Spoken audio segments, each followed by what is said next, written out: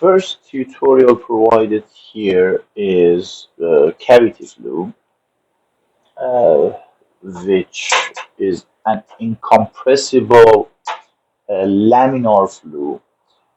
So icofoam is an appropriate solver corresponding to this condition.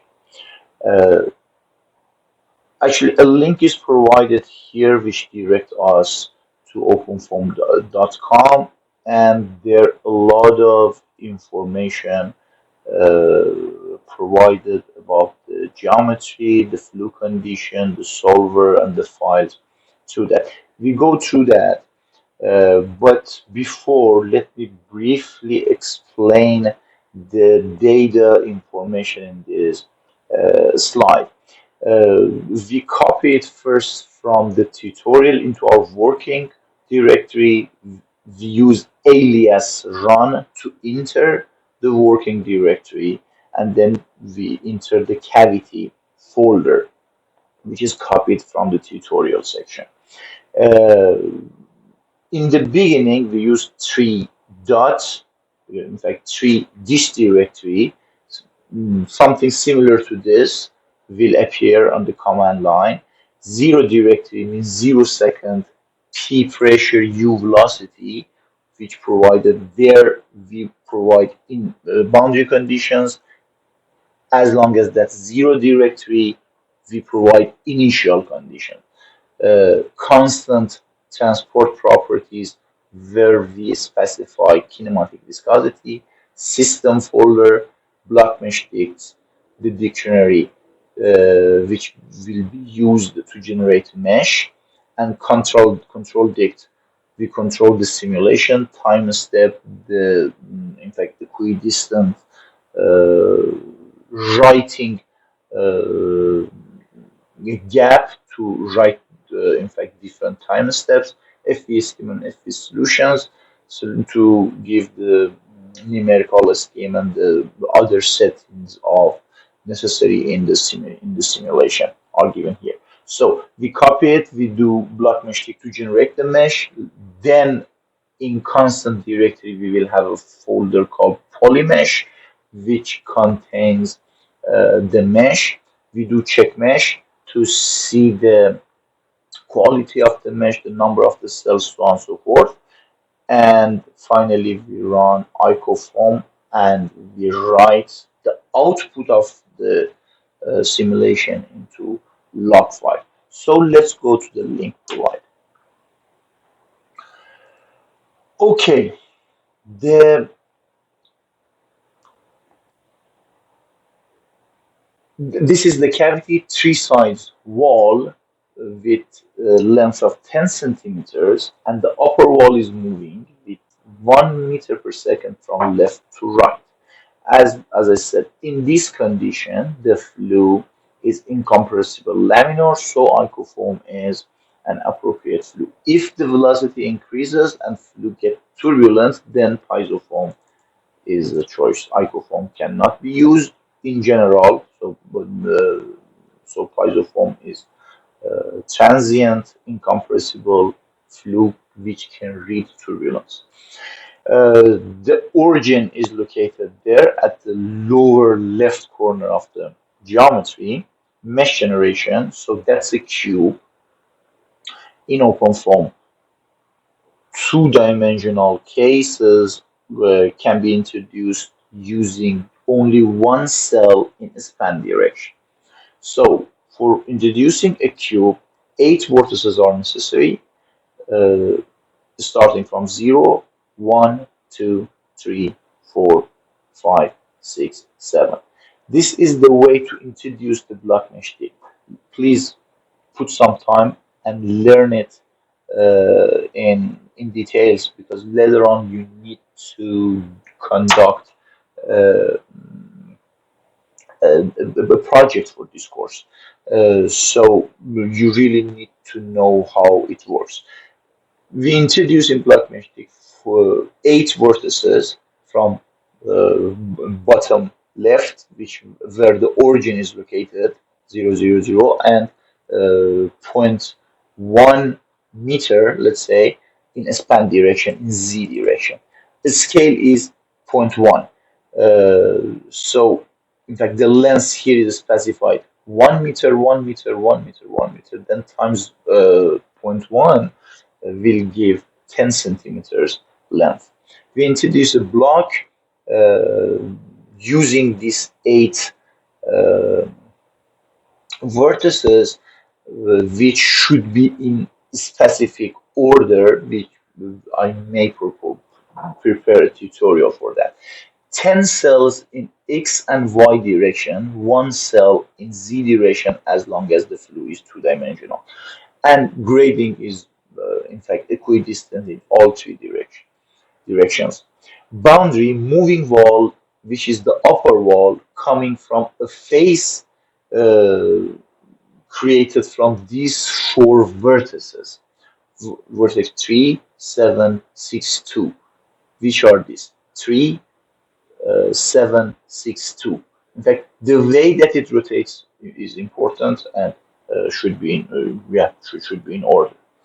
Fixed walls or other 3 walls coming from actually these 3 set of vertices, front and back, as long as this is two-dimensional, front and back is empty, coming from these 2 sets of vertices. We move letter, we move scale point 1, I introduced it. So then we run block mesh. Let's go back to slides and actually do these steps.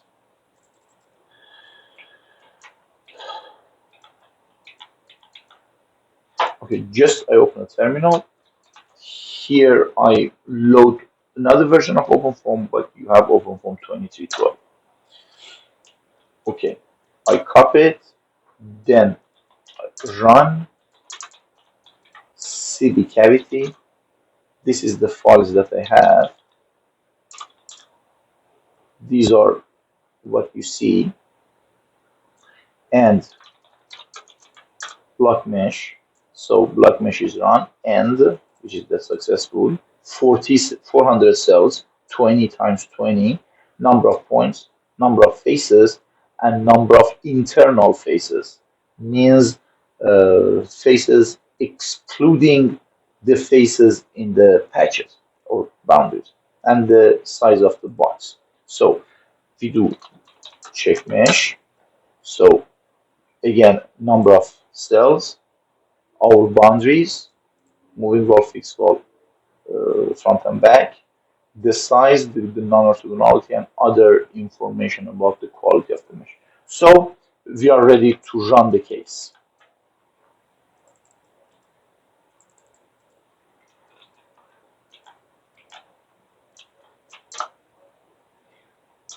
Okay, done. And right now we have other directories, which is 0.1 second, 0.2 second, till 0.5 second, and log, which is the output of our simulation. Uh, that's two-dimensional, 2 components of velocity are solved, and in 2 iterations, pressure is solved, and in fact, the time which is the simulation or that specific iteration is executed. In any time step, you have the solved value of P, U, and phi, which is the max flux through any cell. Okay, so we go to the next slide to see what's going on and what we have and what we generated. paraFoam to visualize it. Okay, this is the geometry. This is U and P surface. This is the mesh, 20 cells in any direction. In Z direction, that's just 1 cell, so that's two-dimensional. So front and back are empty. These 3 walls are no slip condition. The upper wall is moving condition, 1 meter per second from left to right. And P is visualized, so there is an expansion here and contraction here because the moving is from left to right. and the time is 0.1 second. We can go to the last time step, which is half a second. If we can visualize u, as you can see, this is 1 meter per second, 1 meter per second velocity magnitude, and other components of velocity, x, y, and z. Other components are usually much less. Uh, that's two-dimensional velocity, and the z direction is almost zero. This is vertical velocity, and this is horizontal velocity. Okay, so we can do a lot of post-processing and a lot of visualization. For example, here I'm going to provide the vectors. So with glyph, I introduced orientation array u and a scale array u.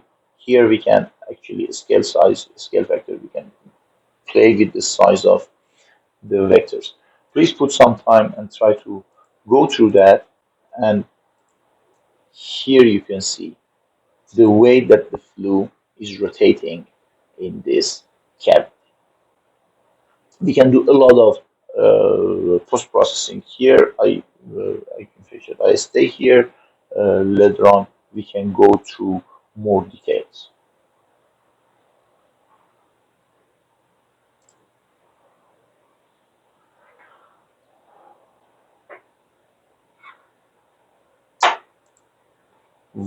What we have done, actually, next slide, is working on cavity flow, and as long as that's a transient, incompressible laminar flow, icofoam is appropriate. The initial case includes zero directory, constant, and system folders. Later on, we have time steps and log. In fact, all other time directory contains variables, here pressure and velocity, and in constants folder, uh, in fact, transport properties actually introduces the kinematic viscosity. System folder contains the numerical settings, the discretization schemes, and solution procedures. And icofoam actually reads the file in the case directory and run the case according to those settings.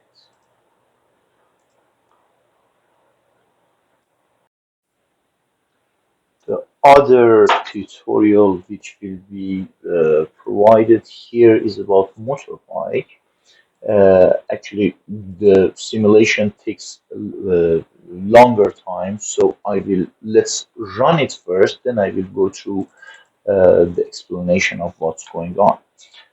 So similar to the previous tutorial, I open the terminal, I load OpenFoam, and let's copy the file and alias run, go to motorbike, and then ls means I list in fact, the folders in the motorbike.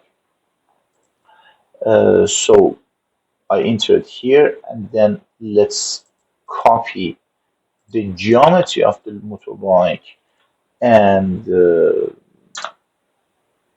change it to the format which is readable for OpenFoam.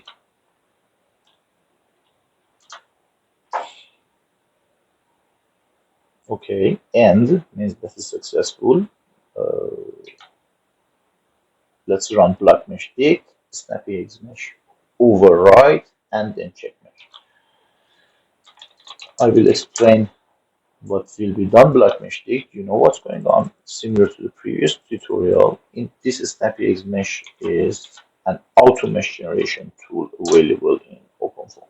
So it's running and it takes a while. Motorbike is this tutorial is a motorbike inside of a box. This is our this big cube is our computational domain, and this motorbike is located there in the center. Inlet velocity is 20 meters per second. Inlet, outlet, the ground and the atmosphere and size, let's say front and back in this case, or size of the domain. Inlet velocity is 20 meters per second, so the flow is turbulent. Mesh generation will be generated using auto mesh generation tool called SnappyX Mesh. We run it in steady state condition. The flow is turbulent, so the appropriate solver will be simple foam. And simple foam is a steady state, incompressible, isothermal solver for turbulent flow. And computational domain will include about 600,000 cells. Uh, so I copied it from tutorial, section 12 working directory, used alias run to enter working directory, then entered the motorbike uh, folder. Here is typo, this should be large. And then I copied the geometry of the motorbike into my constant tree surface. Then I generated uh, the geometry readable by OpenFoam. I used block mesh to generate this cube. Then SnappyX mesh override to generate the mesh around this motorbike. As you can see, the resolutions uh, close to the motorbike is finer to resolve the flow in more details uh, and make the simulation more cost efficient. And then we will run check mesh. So let's go back to the that's still go to the terminal that's still running, and so still doing the mesh generation step. So when that's finished, we can go to more details of what's going on. Then we do check mesh to see the quality of the mesh. We copy the contents of zero rig into our zero directory to be able to have initial condition and boundary condition to run the to be able to start running it. As long as the case is slightly heavier, we need to decompose it through different processors, different CPUs, to save some time and conduct the simulation faster. So this decomposition will be done using a dictionary called decompose part dictionary, and there we introduce the way that we decompose the domain and uh, distribute it to different processors. Then we run decompose part to actually distribute the domain, and then we run it in parallel. MPI run, number of processors 6, simple form in parallel, then output into our log file. So I still wait for what's going on, and when that's ready, I will continue doing that. Okay, the mesh is generated and the finished end. Just a quick presentation of what's going on. System SnappyX mesh is can be done using this SnappyX mesh directory dictionary. Sorry. So a lot of information. Please put some time and go through that if you are interested. A lot of information. It's a big file with a lot of settings. Uh, how to generate the mesh around the given surface. So back to the slides. We do check mesh.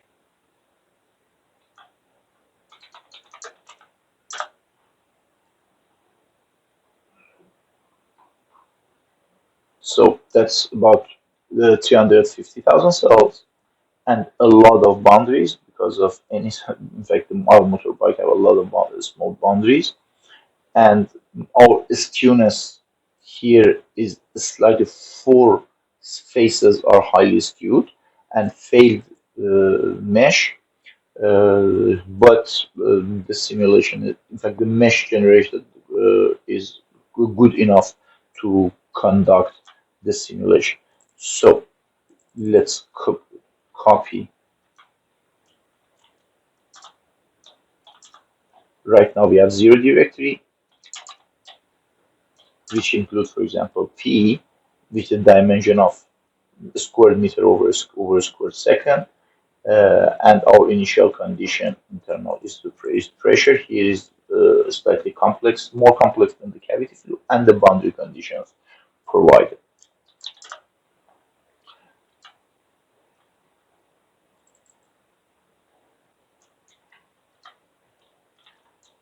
So decomposed part, actually we copy it from system folder to system folder to get rid of this actually suffix. So then we decompose it. Decomposition is done. So we are ready to run the simulation. Uh, it takes longer time, so I pause the video, and when that's ready, I will return. The simulation actually took about 10 minutes, and as you can see, it's done.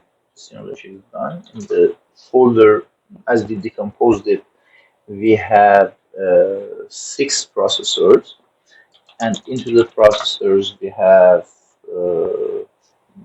different time steps. 500 seconds is the last time step. Okay, let's jump into the last slide. Let's reconstruct the mesh.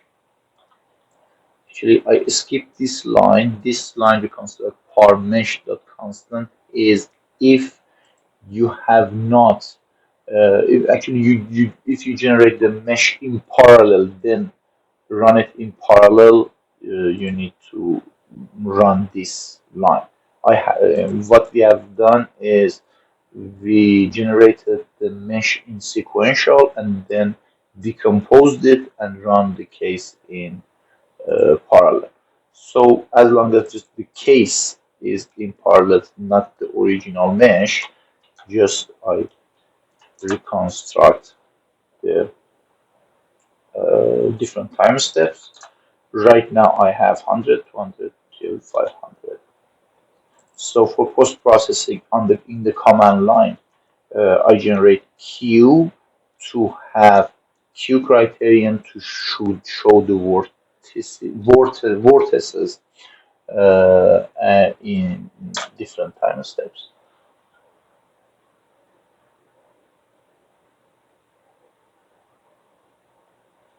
So let's jump into the paraFoam to do post processing.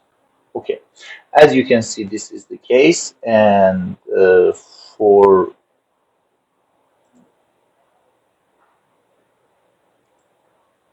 then you can go through the details of the geometry and do the actually the post processing and so on, so forth. So here, unfortunately, I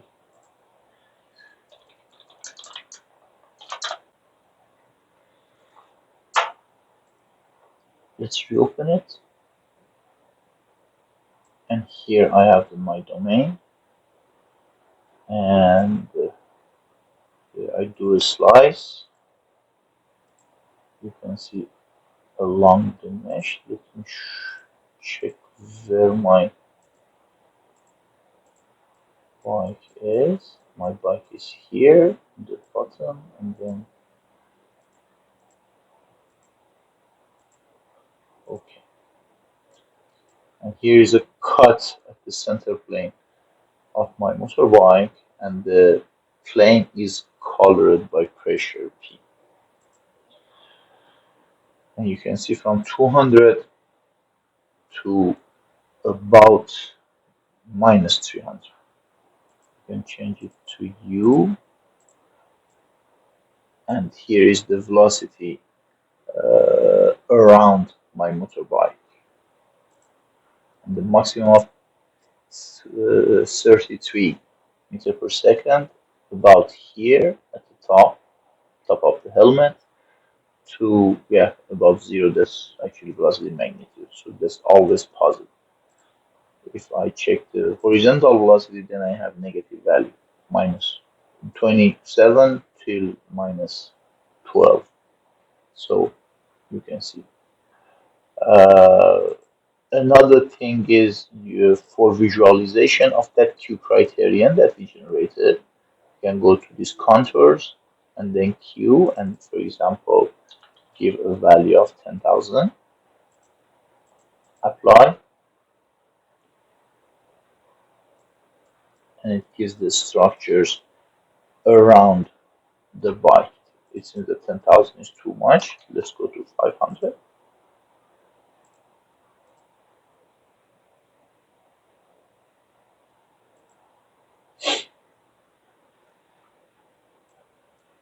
And here you can see actually the structures about around the motorbike. 500 is slightly still too much.